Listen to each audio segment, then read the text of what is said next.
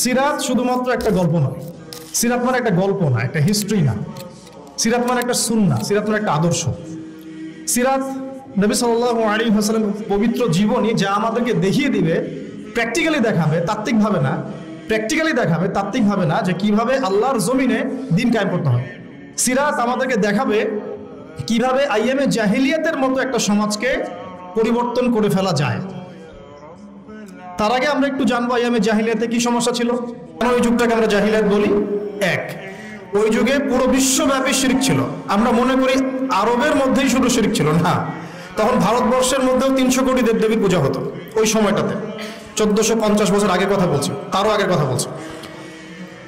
Persian সভ্যতায় তখন তাদেরকে মাজুস বলা হতো, তারা অগ্নি পূজা করত। এই যে রোমান এম্পায়ার যারা, ওরাও ট্রিনিটিতে বিশ্বাস করত, 3 খোদায়। আর ইহুদি যারা, ওরাও তাদের ধর্মকে বিকৃত করেছিল, ওজায়ের আলাইহিস সালামকে তারা আল্লাহর সন্তান মনে করতো, নাউযুবিল্লাহ। এক কথায় প্রত্যেকটা সেক্টরে কন্টিনেন্টের মধ্যেই শিরক ছিল মূল পাপ। আর আরবের মধ্যে তো তারা কাবা ঘরের মধ্যেই প্রায় 360টা মূর্তি স্থাপন করেছিল। তাহলে মূল সমস্যা কি ছিল আইয়ামে জাহিলিয়াতের? সবাই একটু বলার চেষ্টা করি। এখন এই পয়েন্টটা ধরে আপনি পুরো বিশ্বটাকে আজকে মেলাবেন। বিশ্ব মেলানোর আগে আপনি আপনার এলাকাটাকে মেলাবেন, জেলাকে মেলাবেন, রাষ্ট্রকে মেলাবেন, তারপর বিশ্বে যাবেন। দেখবেন কয়েকটা মৌলিক ক্ষেত্র, শিক্ষা,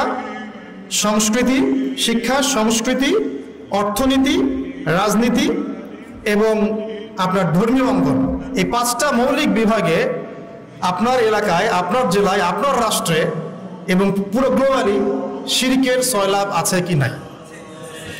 এটা যদি আইডেন্টিফাই আপনি করতে না পারেন, তাহলে প্রবলেম তো ধরতে পারছেন না। প্রবলেম না ধরলে সলিউশনে যাবেন কিভাবে? যখন আমরা সলিউশনের কথা আলোচনা করব, যে উপায় কি, কিভাবে কায়েম করব, তার আগে তো আমাকে ফাইন্ড আউট করতে হবে যে প্রবলেমগুলো কি কি। তাহলে আমরা কি এই বিষয়টা বুঝতে পারলাম যে ওই সময় যেমন শিরক ছিল, এটা এই বিশ্ব তার চেয়েও বড় স্কেলে শিরকটা কিন্তু এখনো আছে। এটা আপনারা যদি ঘাটাঘাটি করেন তাহলে বুঝবেন। আমার কাছে সময় বেশি নেই, আমি ডিপে যাচ্ছি না। সেকেন্ড প্রবলেমটা ছিল রিবা, সুদ ভিত্তিক অর্থ ব্যবস্থা। আইয়ামে জাহিলিয়াতের সেকেন্ড বিগেস্ট প্রবলেম ছিল সুদ ভিত্তিক অর্থ ব্যবস্থা। এখনকার বিশ্বে বলেন নাই? 3টা অপশন নাই, আছে, সঠিক উত্তরে টিক চিহ্ন দিন। নাই, আছে, অনেক বেশি আছে, কোনোটাই নয়, অনেক বেশি। আমাদের এখানে সবচেয়ে বিচক্ষণ এবং তাকওয়াবান ব্যক্তিকে যদি আপনি এখন বাংলাদেশের প্রধান উপদেষ্টা বানাই দেন, তিনি সুদের বাইরে কোনো ব্যাংকিং সিস্টেম এখন ইনস্ট্যান্ট চালু করতে পারবেন না। যতক্ষণ না ওই যে দাজ্জালীয় মোরল শক্তির গোড়ায় আপনি আঘাত না করছেন, ততক্ষণ পর্যন্ত আপনি রিবা বিহীন একটা ব্যাংকিং সিস্টেম সারা বিশ্বকে দিতে পারবেন না। অনেকে বলে আমরা অনেকে কিছু কিছু ভবিষ্যৎবাণী করি, আসলে আমরা বর্তমান নিয়ে কথা বলি। বর্তমান সম্পর্কে তাদের জ্ঞানের ঘাটতির কারণে এটাকে ভবিষ্যৎ বলে মনে হয় অনেকের। এই ডলার বেসড যে ব্যাংকিং সিস্টেমটা আছে, ইনশাআল্লাহ আযজা ওয়া জাল, ইনশাআল্লাহ তাআলা অচিরেই এই ডলার বেসড ব্যাংকিং সিস্টেমটা পড়ে যাবে ইনশাআল্লাহ। দেখেন আপনারা, দেখতে থাকেন কি হয়। তো পড়ে গিয়ে যে রাতারাতি আবার ইসলামিক ব্যাংকিং আসবে এমনটা মনে হচ্ছে না। হয়তোবা সেই জায়গা দখল করবে ইসরায়েলের অর্থ ব্যবস্থা। হয়তোবা কোন একটা রাষ্ট্রের আধিপত্যকে দমন করতে হলে ওই রাষ্ট্রের অর্থনৈতিক ভিত্তিকে নষ্ট করতে হয়। এর আগে ব্রিটেনের ব্যাংক সারা বিশ্বকে শাসন করেছিল, ডলার এসে সেটাকে রিপ্লেস করেছে। এখন ডলারকেও রিপ্লেস করবে কিছু না কিছু। সেটা হয়তো বা কাগজের টাকা নাও হতে পারে, সেটা হতে পারে ক্রিপ্টোকারেন্সি বা ইলেকট্রনিক মানি। কয়দিন আগে আপনারা একটা কথা শুনেছিলেন না, যে আমরা ক্যাশলেস সোসাইটি চালু করতে চাই? একজন বলেছিলেন তো, গত গভর্নমেন্টের একজন, শুনেন নাই? ক্যাশলেস সোসাইটির মধ্যে এই শুভঙ্করের ফাঁকিটা ছিল। এটা হয়তো পুরো ইলেকট্রনিক একটা সিস্টেম, যেটার সম্পত্তির কোনো সিকিউরিটি নাই। যাই হোক, ওই আলোচনা যাচ্ছি না। আমাদের অর্থনীতি সংক্রান্ত অনেক বই বাজারে এখন এসেছে, আপনারা পড়তে পারেন। তো মূল কথাটা হচ্ছে রিবা বেসড যে ইকোনমিক সিস্টেম, এটা আইয়ামে জাহিলিয়াতের সুন্নত, এটা নতুন কোনো সুন্নত নয়। তৃতীয় সমস্যা মাদক দ্রব্যের সমস্যা ছিল। এই সমস্যাটা এখন আপনারা দেখতে পাচ্ছেন, শুধু মাদক না, পুরো নৈতিক অবক্ষয়। বিশ্ব এমন কোনো যুগ আজ পর্যন্ত দেখে নাই যেখানে জিনাটাকে শুটিং করে একটা ইন্ডাস্ট্রি বানানো হয়।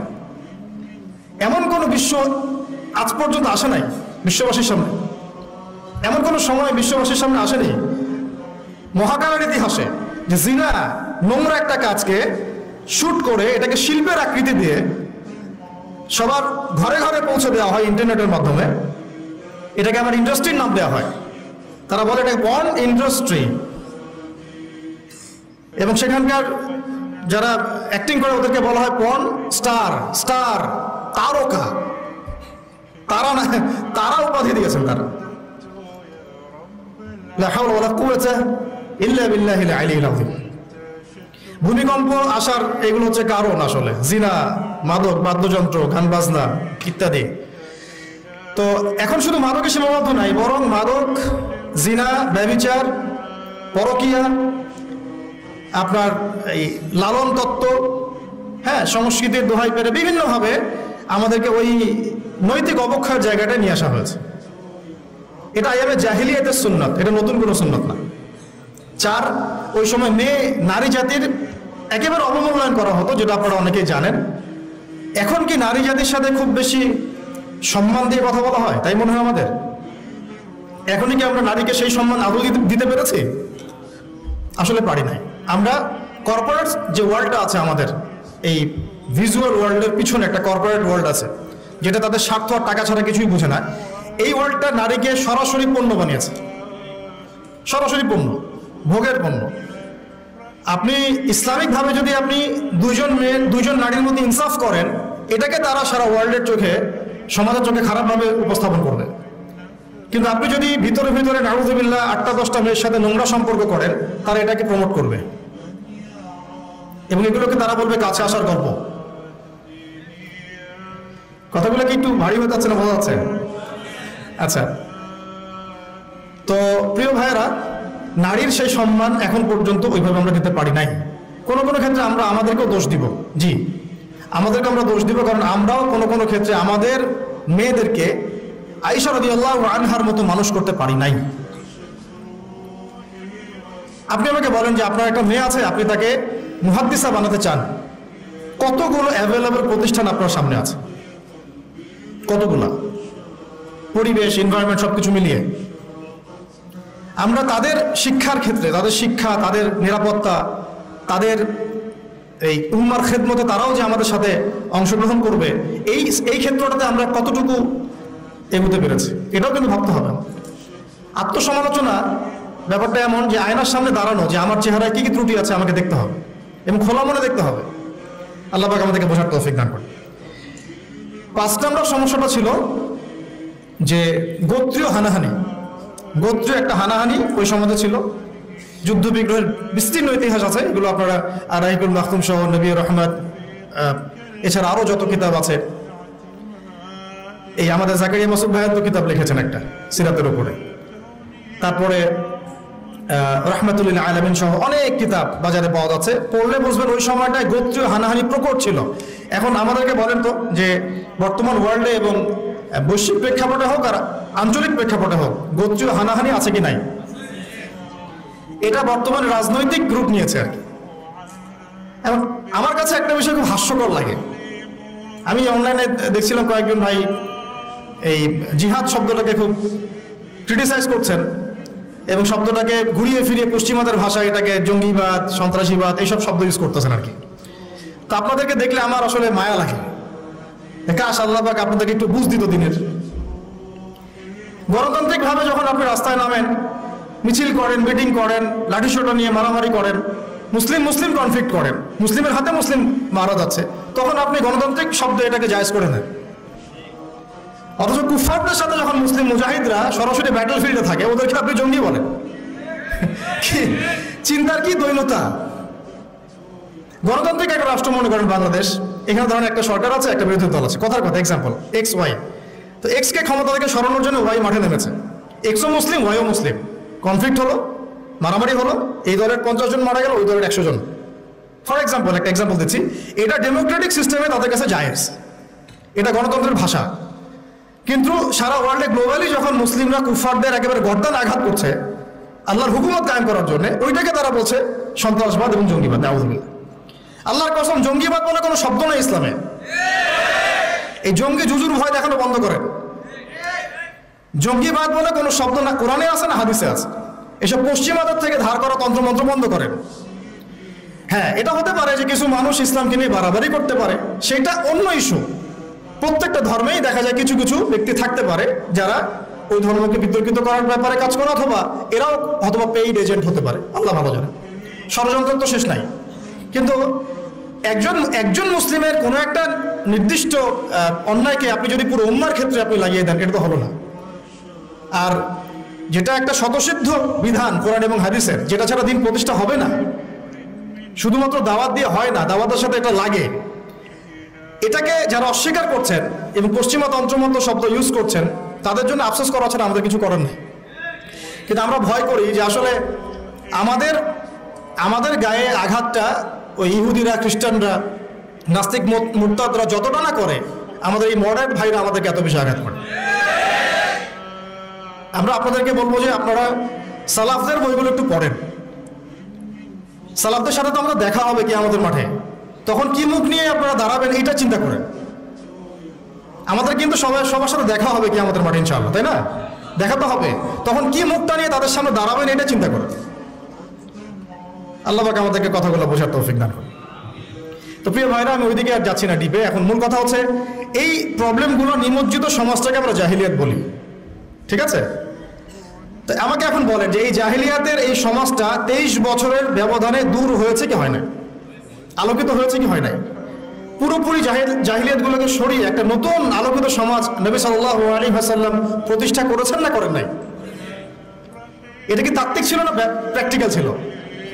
এখন আমাদের সামনে তাহলে প্রশ্ন আসলো, কিভাবে? এই তো কিভাবে করলেন? প্রথমত একজন নবী দরকার ছিল, আল্লাহ পাক মনোনীত একজন বান্দা দরকার ছিল। এখন কি সেই নবী আছেন?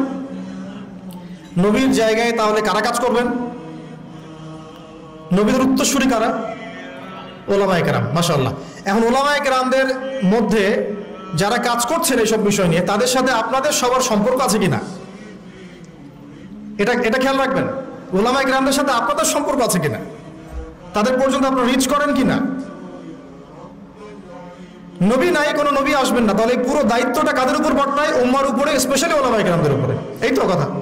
এখন আমরা যদি ওলামায়ে কেরাম হতে পারি তো আলহামদুলিল্লাহ, তখন আপনি সেই দায়িত্ব নেবেন, আপনি সেই দায়িত্বের একটা অংশ বহন করবেন। যদি আপনি ওলামায়ে কেরাম হতে না পারেন, অ্যাটলিস্ট আপনি তালেবে ইলম তো হবেন।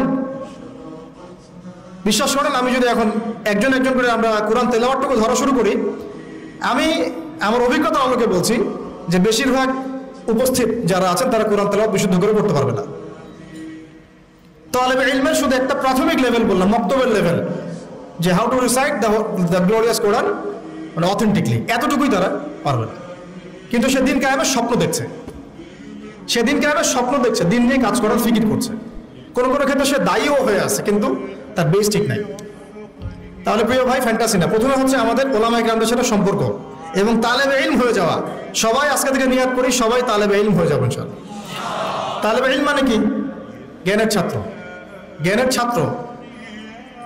আজকে বাইতুল মুকাররমে যিনি খুতবা দিচ্ছেন, আমাদের শ্রদ্ধেয় উস্তাদ, তিনিও নিজেকে বলেন যে আমি একজন জ্ঞানের ছাত্র। বই হারিয়ে গেলে, কোন একটা বই হারিয়ে গেলে 2 রাকাত নামাজ পড়ে কান্নাকাটি করে আল্লাহ পাকের কাছে বলেন যে আল্লাহ, আমার বইটা হারাই গেছে। বাচ্চাদের মতো কান্নাকাটি করে। তালেবে ইলম। তো আমরা কি সেই তালেবে ইলম হতে পারছি? ভাই, আমি আঘাত করবো একটু আপনাদেরকে। আমরা কোরআন তেলাওয়াত করতে শিখছি না, অ্যারাবিক গ্রামার শিখছি না। অ্যারাবিক ভাষা না জানলে কোরআন শেখা যাবে না, বোঝা যায় না, একদমই যাবে না। আমরা হাদিস পড়া শিখছি না, আমরা উসুল শিখছি না, আকীদা শিখছি না, ফিকহের বই পড়ছি না। সবচেয়ে বড় কথা, ওলামায়ে কেরামদের আধ্যাত্মিক সোহবতে আমরা যাচ্ছি না। একটা বিচ্ছিন্ন জনগোষ্ঠী হয়ে কিন্তু দিন কায়েম করা যাবে না, ঠিক আছে? আমাদের কাছে মাঝে মাঝে একটু মানে ইসলামের বাইরে একটু স্মার্ট গন্ধটা বেশি ভালো লাগে আর কি। মনে হয় যে তারা একটু ব্যাকডেটেড, আমরা একটু স্মার্ট। জি না, বরং আমরাই ব্যাকডেটেড, তারাই স্মার্ট। যার কাছে কোরআন এবং সুন্নাহর গভীর জ্ঞান আছে না, তারাই স্মার্ট, আমরা কিন্তু ব্যাকডেটেড। তারা দস্তরখানায় খাওয়াকে চরম রকম গুরুত্ব দেন, আমার কাছে হয়তো এটা তেমন কোনো বিষয় না। তারা টুপি মাথায় দেওয়াটাকে অনেক গুরুত্ব দেন, আমার কাছে মনে হচ্ছে না দিলেও চলে।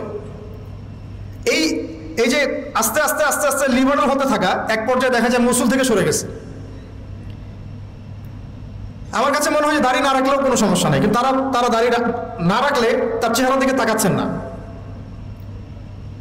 তাদের দার্সে বসে আমরা কোনো বেয়াদবিমূলক একটা আচরণও করতে পারি না, কিন্তু দেখা যায় ওয়াজ মাহফিল বিভিন্ন জায়গায় মানে একটা আলোচনার কোনো পরিবেশই থাকে না।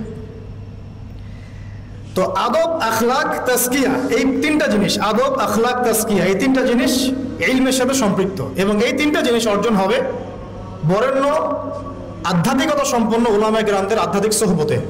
আল্লাহ পাক আমাদেরকে বোঝার তৌফিক দান করুন। নবী সাল্লাল্লাহু আলাইহি ওয়াসাল্লাম নবী হওয়ার পরে এইভাবে দাওয়াতের কাজ শুরু করলেন ওহীর আলোকে। কিসের আলোকে? ওহীটা কি? কোরআন এবং সুন্নাহ, যেটা আল্লাহ পাকের পক্ষ থেকে নাজিল হয়েছে। এখন আপনি আমি দিন প্রতিষ্ঠা করতে যাচ্ছি নবীর সুন্নতে, নবীর তরিকায়, তাহলে আমাদেরকে ওহীর সাথে সম্পর্ক থাকতে হবে না? কোরআন এবং সুন্নাহর সাথে আমাদের সম্পর্ক না হলে এই আলোচনাগুলো বৃথা। নিয়াত করি যে কোরআন এবং সুন্নাহর সাথে আমরা সম্পর্ক করবো ইনশাআল্লাহ এবং শিখবো ইনশাআল্লাহ। আমরা হামাগুড়ি দিচ্ছি এখন ভাই, যে লেভেলে আমরা যেতে যাচ্ছি ওই লেভেলে যাওয়ার জন্য আমরা কেবল হামাগুড়ি দিচ্ছি, আমরা দাঁড়িয়ে হাঁটাও শিখিনি এখন। ওটা প্রবলেমগুলো বলে বলে আপনাদের কনফিডেন্স আমি কমাতে চাচ্ছি না, কিন্তু আমরা কেবল হামাগুড়ি দিচ্ছি, হাতড়ে ফিরছি, অন্ধকারে পথ হাতড়ে ফিরছি। এই বেসিক জিনিসগুলো তাড়াতাড়ি ঠিক করে ফেলেন। এটা 30 বছর আগেই আমাদের এমন একটা জেনারেশন দরকার ছিল যারা এই বেসিক বেসগুলো অনেক স্ট্রং, তারা বড় করে চিন্তা করছে যে আল্লাহর জমিনের দিন কায়েম কেমনে করবো। তো এখন আমাদেরকে আবার ওই পিছন থেকে কথা বলতে হচ্ছে। আল্লাহ পাক আমাদের সবাইকে যেন দিনের গভীর জ্ঞান অর্জনের তৌফিক দান করেন। ইলম ছাড়া আমরা দিনের খেদমত করতে পারবো না। প্রত্যেকটা কাজের আগে ইলম লাগবে। প্রত্যেকটা দলিল আছে, কোরআন হাদিস থেকে কোটেশন দেওয়া যায়, সময় নাই, আমি এগুলো বলতে জাস্ট সামারি করে যাচ্ছি। এবং সেই ওহীর জ্ঞানটা নবী সাল্লাল্লাহু আলাইহি ওয়াসাল্লাম নিজে সবার আগে নিজে আমল করে দেখিয়েছেন। পয়েন্ট নোট আউট করেন, ওহীর জ্ঞানটা নবী সাল্লাল্লাহু আলাইহি ওয়াসাল্লাম সবার আগে নিজে আমল করে দেখিয়েছেন। আমরা কিছু জানলে মানুষকে আগে জানাতে চাই, নিজে আমল কম করি, আমল বাড়াতে হবে। এবং তিনি মানুষ তৈরি করেছেন, পয়েন্ট নোট করেন, তিনি মানুষ তৈরি করেছেন, সাহাবীদেরকে তৈরি করেছেন তার আধ্যাত্মিক সোহবতে। সাহাবীরা তার কাছে গিয়ে পড়ে থাকতেন, তিনি শেখাতেন, তাদেরকে পরিশুদ্ধ করতেন এবং সাহাবীদের মধ্যে ঐক্য বজায় রাখতেন। তিনি সাহাবীদের প্রতি অনেক নরম ছিলেন। আমরা অনেক হার্শ, আমাদের মধ্যে হিংসা, বিদ্বেষ, গীবত, তহমত, পরশ্রী কাতরতা দিয়ে ভর্তি। মানুষ আমাদের কাছে আসলে দূরে সরে যায়। নবী সাল্লাল্লাহু আলাইহি ওয়াসাল্লামের কাছ থেকে মানুষ দূরে সরে গেলে ছুটে চলে আসতো, আবার কখন তাকে দেখব। তিনি ছিলেন মানুষের প্রতি নরম, সাহাবীদের প্রতি নরম, কোমল। সাহাবীদের মধ্যে কোনো ডিভাইডেশন কখনো হতে দেন নাই। আর আমাদের পুরো উম্মাহ বিচ্ছিন্ন। এমনকি এগুলো বললে তো মানুষ নিতেই পারবে না। ওই ভিতরে যাওয়ার পরে আমরা চিনতে পেরেছিলাম যে কারা আমাদের আসলে বন্ধু, কারা আসলে আমাদের শত্রু। অবাক হলাম যে অনেক দাড়ি টুপিওয়ালা মানুষ যাদেরকে আমরা বন্ধু মনে করতাম, তারাই পিছন থেকে আমাদেরকে ছুরি মারছে। তো এই জন্যে আমাদের চেঞ্জ করতে হবে এই সংস্কৃতি। সবাই ভাই ভাই হয়ে যায়, আল্লাহ পাক তৌফিক দান করেন। সবাই নবীর সাহাবীদের মতো হয়ে যায়, আল্লাহ তৌফিক দান করেন। রুহামা বাইনাহুম হয়ে যায়, সমালোচনা করার দরকার নাই, সবার মধ্যে ভুল আছে। আবু দাওয়ান ভাই যদি 100টা থাকে, আপনারও হয়তো 90টা আছে। আপনার 90টা থাকলে ভাইয়েরও হয়তো 80টা আছে। বের করতে থাকলে কেউ বাদ যাবে না। এইভাবে চিন্তা করতে থাকলে আমরা এখন বাংলাদেশে এই অবস্থায় যে ক্রিটিক্যাল একটা সিচুয়েশন চলছে, আমরা কিন্তু একদম বিচ্ছিন্ন হয়ে যাব জাতি থেকে। আপাতত আমাদের হৃদ্যতার ব্যাপারটা খুব ফোকাস মানে জোর দেওয়া উচিত। আমরা আকীদা, আমল, মানহাজের ব্যাপারে কোনো ছাড় দিব না, কিন্তু হৃদ্যতার ব্যাপারে যেন আমরা উদার হই, এটা খুব জরুরি। আমরা নিজেদের মধ্যে এই ডিভাইডেশনগুলোকে কমানোর চেষ্টা করি। ভাই মাফ করে দিই, ছেড়ে দিই মন থেকে। ঠিক আছে, এক ভাই না হয় নেগেটিভ কিছু বলছে, বাদ দেন, ছেড়ে দেন, রিপ্লাই দেওয়ার দরকার নেই। একসময় তার বুঝ আসলে সে নিজেই লজ্জিত হবে। তার বুঝ যখন আসবে সে নিজেই লজ্জিত হবে। আমাদের দরকার একটা প্ল্যাটফর্ম। নবী সাল্লাল্লাহু আলাইহি ওয়াসাল্লাম আমাদেরকে সুন্নাহ দিয়ে গেছেন, তিনি নিজে সামনে থেকে লিড দিয়েছেন। এই দেখেন, এখানে একটা ব্যাপার, উম্মার জন্য কিছু করতে চাইলে সামনে আসতে হবে ভাই, লুকায় থাকা যাবে না।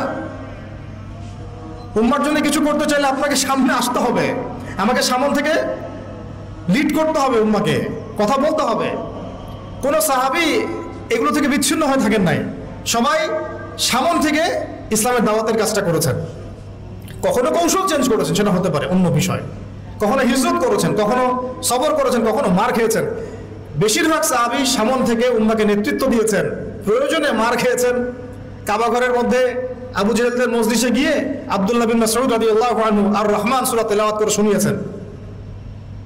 বেলাল, সুমাইয়া রাদিয়াল্লাহু আনহুম আজমাইন তাদের নির্যাতনের ঘটনা আপনারা জানেন। তারা পালিয়ে যান নাই সমাজ থেকে, তারা ওই সমাজের থেকেই কাজ করার চেষ্টা করেছেন। তা আমাদেরকে পালিয়ে যাওয়া যাবে না। এখানেই যেহেতু আমরা জন্ম নিয়েছি, এখানে হয়তো আমাদেরকে মরতে হবে, এখানেই আমাদের লড়াইটা কিন্তু এখানেই। সবাইকে তো সব জায়গায় চলে যেতে পারবেন না, সবার সেই সুযোগ হবে না। অতএব মূল পয়েন্টগুলো তবে ফোকাস করি। ওহিভিত্তিক সমাজ গড়া, ওহির চর্চা করা, ওহিকে বুকে ধারণ করে ওই ইলমটাকে অর্জন করা, ওলামায়ে কেরামের সোহবতে থাকা এবং নিজেদের মধ্যে ঐক্য বজায় রাখা। এরপরে আসি, কয় মিনিট আছে আমার? দেখো তো কটা বাজে? 45। আচ্ছা, 1:30টায় জামাত, আমরা 1টায় শেষ করে দেবো ইনশাল্লাহ। ঠিক আছে, ওকে, ইনশাল্লাহ হয়ে যাবে 15 মিনিটে। শোনেন, এই কয়েকটা পয়েন্ট তো বুঝে আসছে। এখন আমি একটু সামারি করে দেই। প্রথম 3 বছর, প্রথম কত বছর? প্রথম 3 বছর নবী সাল্লাল্লাহু আলাইহি ওয়াসাল্লাম কিন্তু গোপনে গোপনে দাওয়াত দিয়েছেন। দেখেন, ইন্ডিভিজুয়াল দাওয়াটা অনেক জরুরি। তিনি মানুষ তৈরি করেছেন, এবং এই 3 বছরে কারা তৈরি হয়েছেন জানেন? আবু বকর রাদিয়াল্লাহু আনহু, উসমান বিন আফফান, সাদ ইবনে আবি ওয়াক্কাস, আব্দুর রহমান বিন আউফ, তারপরে আপনার বিলাল বিন রাবাহ, আব্দুল্লাহ বিন মাসউদ, আয়েশা রাদিয়াল্লাহু খাদিজা রাদিয়াল্লাহু আনহা, আলী ইবনে আবি তালেব, যায়েদ ইবনে হারেসা, জাফর ইবনে আবি তালেব। মানে যে সাহাবীরা পরবর্তীতে বদর, উহুদ, খন্দক, খায়বার কাঁপিয়ে দিয়েছেন, ওই সাহাবীরা তৈরি হয়েছেন প্রথম 3 বছর। সুবহানাল্লাহ। এই জন্য বলে যে প্রথম দিকের সাথীরাই কিন্তু প্রকৃত সাথী, তাই না বিষয়টা? পরে যখন দেখবেন যে আমাদের অবস্থা ভালো, আমাদের কিছু ভাই যদি 40-50টা আসন পেয়ে যায় সামনে আর কি, তখন দেখবেন যে অনেকেই তাদের কাছে যাওয়া শুরু করবে, তাই না বিষয়টা? এবং তারা মনে করবে যে আমরা তো দিন কায়েম করে ফেলছি। দেখেন, দিন কায়েম হবে তখনই যখন আল্লাহ পাকের যে কোরআন সুন্নাহ ভিত্তিক যে ওহির বিধানটা, এই বিধানটা যখন আল্লাহর জমিনে প্রতিষ্ঠিত হবে, তখনই কেবলমাত্র দিন কায়েম হবে। তার আগ পর্যন্ত হ্যাঁ আপনি বলতে পারেন যে হ্যাঁ আমি আগের চেয়ে একটু ভালো আছি, আগের চেয়ে একটু ভালো থাকলেও অসুবিধার কিছু নাই। যদি ওইটা দিয়ে ইসলামের কিছু খেদমত করতে পারেন তাও ভালো, কিন্তু আপনার টার্গেটটা থাকতে হবে পরিপূর্ণ শরিয়া কায়েম করা। কিন্তু টার্গেট তো আমাদের আছে একটা, এই টার্গেট তো হুট করে অ্যাচিভ করা যাবে না। তো আয়না ঘরে পড়ে থাকার চেয়ে তো কমপক্ষে সামনে দাঁড়ায় কথা বলাটা ভালো, নাকি রফিক ভাই কি বলেন? অ্যাটলিস্ট এটা ভালো না? তো যদি একজন আমাকে ধরে আয়না ঘরে ঢুকে রাখলো, আর একজন ধরেন বের করে এসে বলুন ঠিক আছে আপনি কথা বলেন, সমস্যা নেই, তো আমি তো এই সুযোগটা নিব, অ্যাটলিস্ট নিব না? তো এই জন্য আমরা দাওয়াতের মাঠ রেডি করতে থাকবো। আমাদেরকে একটু বিচক্ষণ হতে হবে সবসময়, মানে একবারে ছাড় না দেওয়ার মানসিকতা, এটা থেকে একটু বের হয়ে আমাদের মনে হয় যে একটু ডিপ্লোম্যাটিক হওয়া উচিত, উসুল ঠিক রেখে, উসুল জায়গা ঠিক রেখে। এই যেহেতু আমরা ওলামায়ে কেরামের সাথে মাশওয়ারা করবো, সেক্ষেত্রে আমাদের উসুল থেকে সরে যাওয়ার কোনো সুযোগ নাই ইনশাআল্লাহ। মাশওয়ারা ভিত্তিক আমরা আগাবো ইনশাআল্লাহ। তো এখন 3 বছরের গোপন দাওয়াতের পরে যখন প্রকাশ্যে দাওয়াত শুরু হলো, তখন মারাত্মক রকমের নির্যাতন নেমে আসলো। ওই নির্যাতনের সময় কিন্তু নবী সাল্লাল্লাহু আলাইহি ওয়াসাল্লাম সাহাবীদেরকে অস্ত্র দিয়ে প্রতিবাদ করতে বলেন নাই, বরং সবর করতে বলেছেন। এই সবরের পিরিয়ডটা কিন্তু আমরা পার করে আসছি, সবর করিনি আমরা বিগত 15-20 বছর, 25-30 বছর। আমাদেরকে যেভাবে সবাইকে নির্যাতন করা হয়েছে, প্রত্যেকটা সংগঠনের নাম ধরে ধরে বলা যাবে, ব্যক্তির নাম ধরে ধরে বলা যাবে, তাদের মধ্যে কেউ একজনকে আপনি দেখান যে সে অস্ত্র হাতে বের হয়েছিল, দেখান অস্ত্র হাতে নিয়ে বের হয়েছিল সরকারের বিরুদ্ধে বিদ্রোহ করার জন্য? কোন মুসলিম অ্যাসোসিয়েশন কেউই বের হয় নাই। তাহলে আপনারা পশ্চিমাদের শেখানো শব্দটাকে কিভাবে আমাদের সাথে জুড়ে দিচ্ছেন? যদি ওই রকমই কোনো আচরণ কেউ করতোই, তাহলে আপনারা কি আদৌ থাকতে পারতেন বাংলাদেশে? কত আগেই তো আপনাদের কাম খালাস হয়ে যেত। কিন্তু সবাই সবর করেছে, মাইর খেয়েছে, কেউ 10 বছর, 12 বছর, 8 বছর, 5 বছর, কেউ 3 বার, 4 বার, 5 বার করে, কত কিছু হয়েছে আপনারা তো জানেনই না। আমি শুধু একটা কথা বলি, শুনেন, চায়ের কাপে আর ফেসবুকে ঝড় তোলার চাইতে, চায়ের কাপে আর ফেসবুকে এইসব আলোচনার ঝড় তোলা আর এই যে আয়নাঘরের একটা রিমান্ড, এটাকে আপনি 1000 কোটি গুণ দিয়েও আপনি হিসেব করতে পারবেন।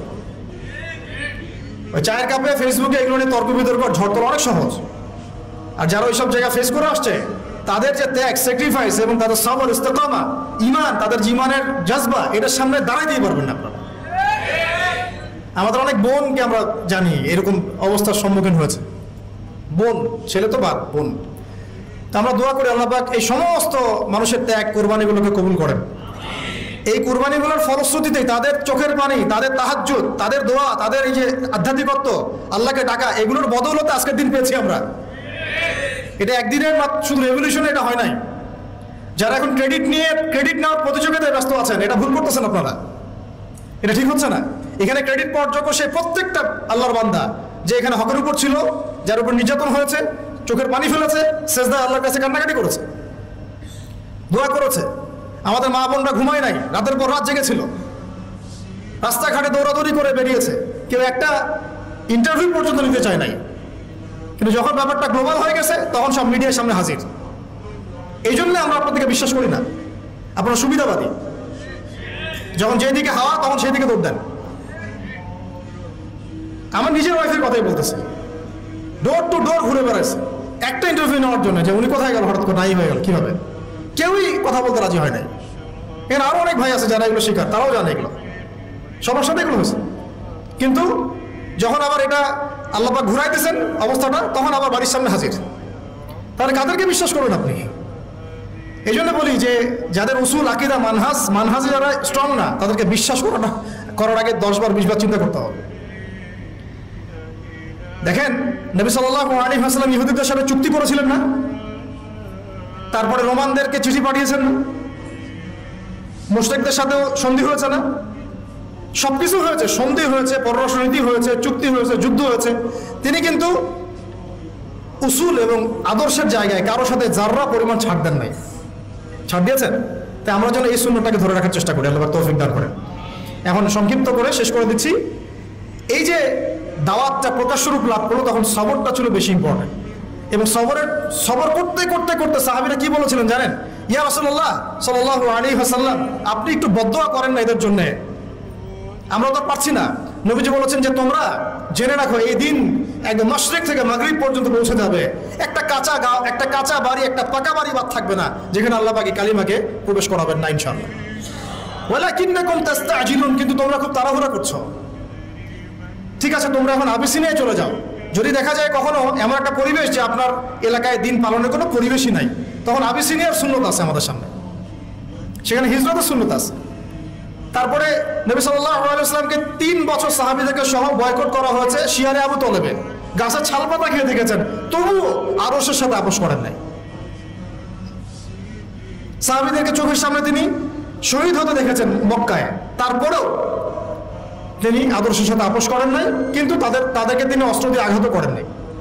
কিন্তু এরপর যখন আল্লাহ রাব্বুল আলামিন তায়েফের পরে যখন তায়েফবাসী কবুল করলো না, মিরাজ হয়ে গেল, এরপরে নবী যখন সাল্লাল্লাহু আলাইহি ওয়াসাল্লাম মদিনার সেই যে যুবকদেরকে দাওয়াত দিলেন, আমরা যুবক ভাইরা ভালো করে শুনেন, এই যুবকদের হাতে ইসলাম পরিবর্তন হয়েছে। মানে পরিবর্তন বলতে বোঝাচ্ছি, টেবিলটা উল্টে গেছে আর কি, যুবকদের হাতে। এই 6 জন যুবক যাদের নেতৃত্ব দিচ্ছেন সাআদ বিন জুরারা রাদিয়াল্লাহু আনহু, তারা এসে ইসলাম কবুল করলেন ইয়াসরিব থেকে। তারপরে পরের বছর 12 জন, তারপরের বছর এই যে 75 জন। এই যে একটা বিশাল দাওয়াতের ক্ষেত্র তৈরি হলো মদিনায়। একজন দায়ীর মেহনত ছিল এখানে, তার নাম মুসআব বিন উমাইর রাদিয়াল্লাহু আনহু, মনে আছে না আপনাদের? এই যে মাঠটা তৈরি হলো, যে মাঠ তৈরি করা, তারপরে নবী করিম সাল্লাল্লাহু আলাইহি ওয়াসাল্লামকে তারা বললেন যে আপনি আপনার সাহাবীদেরকে নিয়ে চলে আসেন আমাদের এখানে। আল্লাহ পাকও সেটা ইরাদা করলেন, নবী সাল্লাল্লাহু আলাইহি ওয়াসাল্লাম সাহাবীদেরকে নিয়ে চলে গেলেন। এই মদিনা হলো প্রথম ইসলামিক স্টেট। প্রথম ইসলামিক স্টেট কিন্তু মক্কা নয়, বরং মদিনা। সেখানে নবী সাল্লাল্লাহু আলাইহি ওয়াসাল্লাম গিয়ে তিনি শুধু এখন নবী নন, বরং তিনি এখন রাষ্ট্রপ্রধানও বটে। আমরা কি এই পর্যায় পর্যন্ত যেতে পেরেছি কিনা? বলেন, আমরা কি এখন পর্যন্ত কোনো মদিনা রাষ্ট্র কায়েম করতে পেরেছি কিনা? আমাদের এই দেশটাতেও হোক অথবা অন্য কোনো রাষ্ট্রের দাওয়াতের মাধ্যমে হোক, পেরেছি? তার মানে আমরা এখন এই জায়গা পর্যন্ত যেতে পারি নাই। তাহলে মক্কা বিজয়ের সব আপনি দেখছেন কিভাবে, আর গণক্ষমা কিভাবে করছেন। আমরা তো মদিনা রাষ্ট্র পাইনি এখনো। আমরা কি মদিনা রাষ্ট্র কায়েম করতে পেরেছি? বা অন্য কোনো রাষ্ট্রের দাওয়াতের কাজের মধ্য দিয়ে ওইখানে মাঠ তৈরি করতে পেরেছি যে আমরা হিজরত করে চলে যাবো, ওখানে রাষ্ট্র কায়েম হবে? কোনোটাই তো হয় নাই। তাহলে আমরা এই পর্যায়ে পর্যন্ত এখনো যেতে পারি নাই, অথচ আমরা মক্কা বিজয়ের ভাইব নিয়ে ঘুরে বেড়াচ্ছি। কি একটা অবস্থা! আল্লাহ পাক আমাদেরকে বোঝার তৌফিক দান। আমি জন্য বলি যে কোরআন এবং সুন্নাহকে বুঝতে হলেও সিরাত লাগবে আপনার। সিরাত ছাড়া কোরআন সুন্নাহকে বোঝা যায় না। সুবহানাল্লাহ। আর আমার বিশ্বাস যে সিরাতের উপর যারা বেশি চর্চা করবে, পড়বে, ইনশাআল্লাহ আল্লাহ চাইলে তারা নবীকে স্বপ্ন দেখতে পারে। মানে আমার মন বলে এটা। এটা কোনো দলিল ভিত্তিক কথা বললাম না, অনেক ওলামা এখানে বলেছেন আমাদেরকে। আমি জিজ্ঞাসা করেছিলাম যে ওস্তাদ, আমাদের নবী সাল্লাল্লাহু আলাইহি ওয়াসাল্লামের স্বপ্ন দেখার কোনো খাস আমল আছে নাকি? তো কেউ তেমন কোনো খাস আমল বলতে পারে না।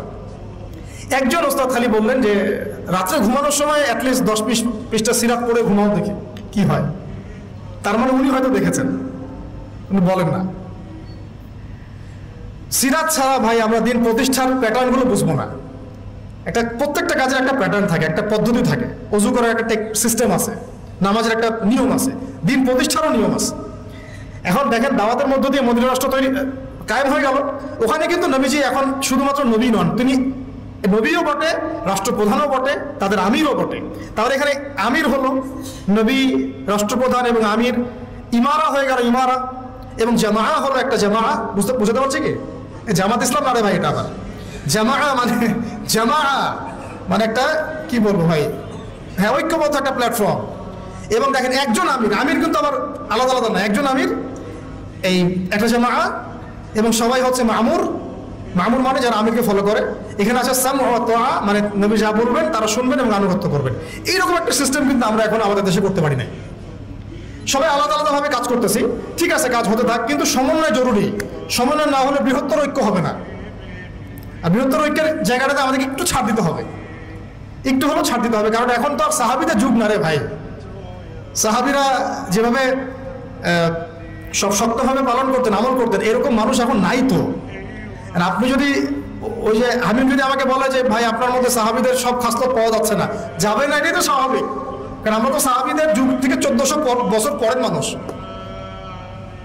এই হাদিসটা আপনারা জানেন কিনা, মাঝখানে অনেক লম্বা হয়ে যাচ্ছে কিনা, এই ফয়জুল কালাম বইয়ের মধ্যে আছে।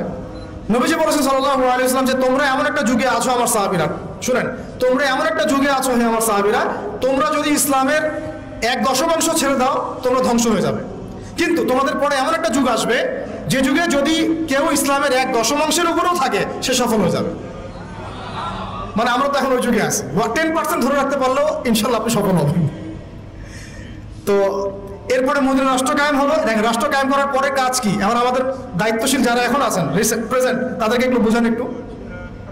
রাষ্ট্র পাওয়ার পরে কাজ কি, নবীজি কি করেছেন রাষ্ট্র পাওয়ার পরে? আগে তিনি মসজিদে নববী নির্মাণ করেছেন। তার মানে মসজিদে নববী ছিল শুধুমাত্র ইবাদতের জায়গা নয়, সেখানে দাওয়াতের কাজ হতো, সেখান থেকে সব ডিসিশন মেকিং হতো।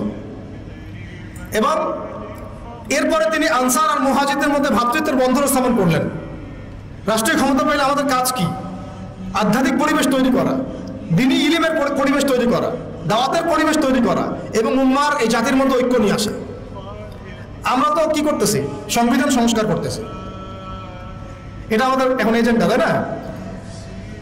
এই পলিসিতে, যে পলিসিতে আপনারা আগাচ্ছেন, এই পলিসিতে যদি সংবিধানকে 10-12 সংশোধন করেন, আপনারা নাকি ইসলামিক সংবিধান তো বানাবেন না। বানাবেন? সহজ কথা বলেন, কখনোই বানাবেন না। তাহলে মদের বদল খালি চেঞ্জ করতেছেন, এই তো, আর তো কিছু না। তাহলে মূল কাজটা কিন্তু আমাদের এখন করা দরকার ছিল, জাতিগত ঐক্য নিয়ে আসা। জাতিগত ঐক্যটা খুব জরুরি ছিল। সবাইকে নিয়ে বসা, ওলামা ইকরামদেরকে প্রাধান্য দেওয়া, তাদের কাছে যাওয়া, তাদের সোহবতে যাওয়া, পরামর্শ নেওয়া, মাশওয়ারা করা, এবং মসজিদগুলোকে আবাদ করে দেওয়া। এর ভিত্তিতে কি করা? দ্বীনের ইলমের দাওয়াতটা ছড়ানো, প্রকৃত ইসলামের দাওয়াতটা ছড়ানো, এটা ছিল কাজ। এর সাথে নবী সাল্লাল্লাহু আলাইহি ওয়াসাল্লাম কি করেছেন? ভ্রাতৃত্বের বন্ধন স্থাপন করেছেন, সামরিক বাহিনী শক্তিশালী করেছেন। দেশটা এখন নাজুক অবস্থা, সামরিক বাহিনীগুলোকে খুব শক্তিশালী করা দরকার ছিল এখন। তারপরে তিনি ওই সময় সারিয়া অভিযানগুলো শুরু করলেন, দেশের নিরাপত্তার স্বার্থে সারিয়া অভিযানগুলো শুরু করলেন। সারিয়া আর গাজওয়া এক না, কিন্তু সারিয়া মানে যেখানে নবী সাল্লাল্লাহু আলাইহি ওয়াসাল্লাম নিজে যান নাই, অন্য সাহাবীকে আমির করে পাঠিয়েছেন। গাজওয়া হচ্ছিল, এবং অর্থনৈতিক ভিত্তিটা তারা শক্ত করলেন। মদিনা রাষ্ট্র পাওয়ার পর তারা কি করলেন দেখেন, আধ্যাত্মিক বিষয়টার দিকে খেয়াল করলেন, মসজিদ নির্মাণ করলেন, ভ্রাতৃত্বের বন্ধন স্থাপন করলেন, অর্থনৈতিক ভিত্তি শক্ত করলেন, সারিয়া অভিযানগুলো চালানো শুরু করলেন, পররাষ্ট্রনীতি অ্যাপ্লাই করলেন, এবং ওই দেশের অভ্যন্তরে যে অমুসলিমরা ছিল, যেমন ইহুদি বা অন্য যারা, তাদের সাথে একটা কিন্তু চুক্তি হলো, সনদ হলো। তো আমাদের এই কাজগুলো কিন্তু সব পারফেক্টলি হয় নাই, হচ্ছে না। এরপরে আস্তে আস্তে আবু সুফিয়ানের কাফেলাকে আক্রমণ করাকে কেন্দ্র করে বদরের যুদ্ধ হয়ে গেল। এই যে বদরের যুদ্ধ হলো, এখান থেকে আর আমরা পিছনের দিকে ফিরে তাকাই নাই কখনো। তখন এখানে দেখেন সিরাত থেকে শুধু দাওয়াতের মধ্য দিয়ে কিন্তু মক্কা বিজয় পর্যন্ত আসে নাই। বদর আমাদেরকে চোখে আঙ্গুল দিয়ে দেখাই দিচ্ছে, বদর যে শুধুমাত্র দাওয়াতের ভিত্তিতে কিন্তু মক্কা বিজয় পর্যন্ত সিরাত আসে নাই। এই বদরের সিঁড়িগুলো পার হতে হয়েছে। বদরের পরে উহুদ, তারপরে খন্দক, তারপরে আপনার ওই যে হুদাইবিয়া, আরো কত যুদ্ধ হয়েছে মাঝখানে। হুদাইবিয়া সন্ধির আগেও হয়েছে, পরেও হয়েছে, তারপরে খাইবার, হ্যাঁ, তারপরে তাবুক, তায়েফ, হুনাইন, কতগুলো। এই সিঁড়িগুলো পার হয়ে হয়ে হয়ে শেষ পর্যন্ত গিয়ে মক্কা বিজয়টা হয়েছে। তাহলে আমরা একদম স্পষ্ট বুঝতে পারলাম শুধুমাত্র দাওয়াতের ভিত্তিতে মক্কা বিজয়টা হয় নাই। আল্লাহ পুরো জাজিরাতুল আরবের মধ্যে ইসলামটা শুধু দাওয়াতের ভিত্তিতে প্রতিষ্ঠা হয়নি। এর সাথে লেগেছে ইলমের চর্চা, বেশি বেশি আমল, হালাল খাওয়া, তাসকিয়া অর্জন করা, নবীর সহবত, তারপরে হালাল ইকোনমি, হ্যাঁ, একটা রাষ্ট্রীয় ব্যবস্থা, পররাষ্ট্রনীতি, কখনো সন্ধি, কখনো কূটনৈতিক তৎপরতা, কখনো দাওয়াত, কখনো জিহাদ, সব কিছু মিলায়ে মক্কা বিজয় হয়েছে। তাহলে সিরাতের এই পুরো বিষয়টার কতটুকু অংশ আমরা আসলে বাস্তবায়ন করতে পারছি, এটা আমাদেরকে ভাবতে হবে। আপনারা সব ইন্টেলেকচুয়াল অডিয়েন্স, আপনারা এটা নিয়ে ভাববেন, ফিকির করবেন, নিজেরা পড়াশোনা করবেন, এবং আমাদের যদি কোনো ভুল হয় আমাদেরকে সংশোধন করে দিবেন ইনশাআল্লাহ। আল্লাহ পাক আমাদের সবাইকে সিরাতের সুন্নতে আল্লাহর জমিনে দিন কায়েমের তৌফিক দান করেন। আবারও দোয়া করি আল্লাহ পাক যেন সিরাতের সুন্নতে আল্লাহ পাক আমাদেরকে আল্লাহর জমিনে তার দিন কায়েম করার তৌফিক দান করেন। আল্লাহ পাক সেই রকম আমাদেরকে ইমারত দান করেন, আমি সেই রকম মামুদ দান করেন, সেই রকম সামি'না ওয়া আতা'নার মতো আমাদের মানসিকতা দান করেন। আল্লাহ পাক আমাদেরকে ওই ইলমগুলো অর্জন করার তৌফিক দান করেন, ইলমের সেই গভীরতায় যাওয়ার তৌফিক দান করেন, বেশি বেশি আমল করার তৌফিক দান করেন, সাহাবীওয়ালা জিন্দেগি যাপন করার তৌফিক দান করেন, সাহাবীওয়ালা জিন্দেগি যাপন করার তৌফিক দান করেন। এবং ইসলামের জন্য তারা যেভাবে তাদের জান, মাল, সময়, শ্রম উজাড় করে দিয়েছেন, ওইভাবে আমাদেরকেও দিনের জন্য কাজ করার তৌফিক দান করেন। সবচেয়ে বড় কথা, আল্লাহ পাক আমরা সবাইকে যেন একটা বৃহত্তর ঐক্যের প্ল্যাটফর্ম দান করেন। আমরা আশাবাদী ইনশাল্লাহ, আমরা স্বপ্ন দেখব, স্বপ্নই আমাদেরকে ইনশাল্লাহ বাস্তবের রূপ দেখাবে এক সময় না এক সময়। অনেক ভালো কাজ হচ্ছে মাশাআল্লাহ, প্রত্যেকটা জেলায় জেলায় খুব ভালো কাজ হচ্ছে। আমি চাচ্ছি, মন থেকে আমার দোয়া এবং চাওয়া, সবগুলো কাজগুলোকে একটা সমন্বয় করা, অ্যাটলিস্ট আকীদা, আমল এবং মানহাজ, এই উসুলের মানদণ্ডে। বাকি কিছু বিষয় আমাদের মধ্যে ইখতিলাফ আছে, থাকবে, আমি জানি। কোনোদিন আপনি বাংলাদেশের সবাইকে একটা জায়গায় আনতে পারবেন না, এটা ইম্পসিবল। অ্যাটলিস্ট তারপরেও একটা হৃদ্যতাপূর্ণ সম্পর্ক রাখা, দূরত্বগুলোকে কমায় নিয়ে আসা। শেষ করার আগে একদম লাস্টে 1 মিনিট আমি একটা কথা বলে শেষ করে দিব। একটা হাদিস খালি বলবো। নবী সাল্লাল্লাহু আলাইহি ওয়াসাল্লাম বলেছেন সাল্লাল্লাহু আলাইহি ওয়াসাল্লাম যে কাতার সোজা করো, মিলে মিলে দাঁড়াও, মাঝখানে দূরত্বগুলোকে বন্ধ করো, কাঁধে কাঁধ মিলে মিলে দাঁড়াও।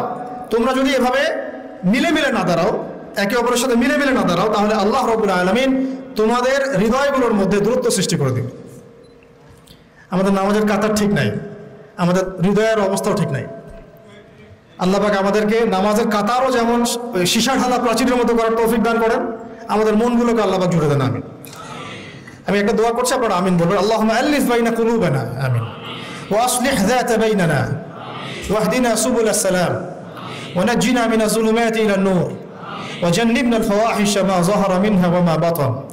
আল্লাহুম্মা বারিক লানা ফি আসমা'িনা ওয়া আবসারিনা ওয়া কুলুবিনা ওয়া আমালিনা ওয়া আজওয়াজিনা ওয়া যুররিয়াতিনা ওয়া তুব আলাইনা ইন্নাকা আনতাত তাওয়াবুর রহিম। اللهم ثبت أقدامنا وانصرنا على القوم الكافرين. اللهم لعن الكفرة الذين يصدون عن سبيلك ويكذبون رسلك ويقاتلون أولياءك. اللهم أنزل عليهم بأسك الذي لا ترده عن القوم المجرمين. آمين يا رب العالمين. اللهم صل وسلم على نبينا محمد وعلى آله وأصحابه أجمعين. أقول قولي هذا أستغفر الله لي ولكم ولسائر المسلمين. بارك الله لنا ولكم بالآية الحكيم. إنه تعالى جواد كريم والرؤوف الرحيم. سبحانك اللهم وبحمدك أشهد أن لا إله إلا أنت أستغفرك وأتوب إليك. السلام عليكم ورحمة الله وبركاته.